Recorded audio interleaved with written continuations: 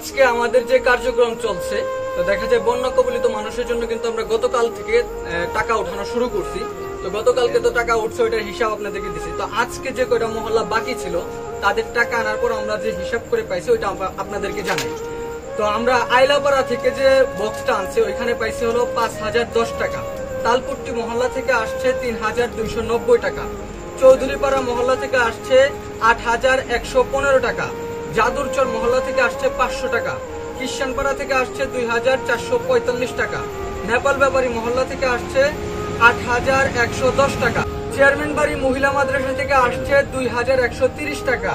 এবং সরকার মহল্লা থেকে আজকে আবার নতুন করে দিছে 1050 টাকা। এবং মধ্যখালপাড় থেকে আসছে 5135 টাকা। এবং খুরশেদ ভাইয়ের ওয়াইফ উনি দিছে 1000 টাকা। রায়হান আমাদের বন্ধু উনি দিছে 1500 টাকা। রাফিজুল ভাই উনি দিছে 2000 টাকা। রাসেল ভাই উনি দিছে 1000 টাকা। চেয়ারম্যান ভাই সৌরভ ভাইয়ের ওয়াইফ উনি দিছে 3000 টাকা। তারপর হচ্ছে আতাবুল কাকা উনি দিছে 500 টাকা। শাহিন কাকা 500 টাকা। সিঙ্গার বাজার থেকে যে আমরা বাজার কালেকশন করছি এবং বুরবাজার আমাদের গোবিন্দল বুরবাজার সহ টোটাল টাকা হয়েছে 24,810 টাকা। এবং বিকাশের মাধ্যমে আজকে টাকা ঢুকছে 14,127 টাকা। এবং লিখিত বাদে টুকটাক টাকা হয়েছে 6,445 টাকা।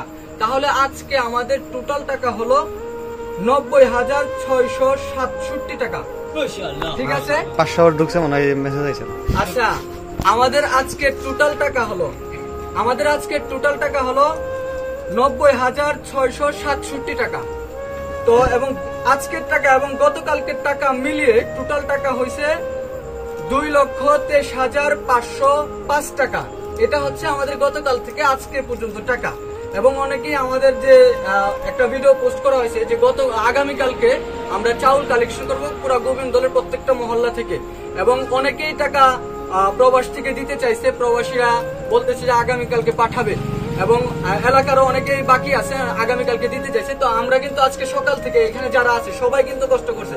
এখানে দেখাও যারা যারা আছে, ওই পিছনে রুইস থেকে শুরু করে এরা প্রত্যেকেই সকাল থেকে একদম বাজার থেকে শুরু করে সকাল থেকে বাজারে কালেকশন করছে এবং বিভিন্ন জায়গায় মহল্লায় কালেকশন করে আজকে রাত্রে আমরা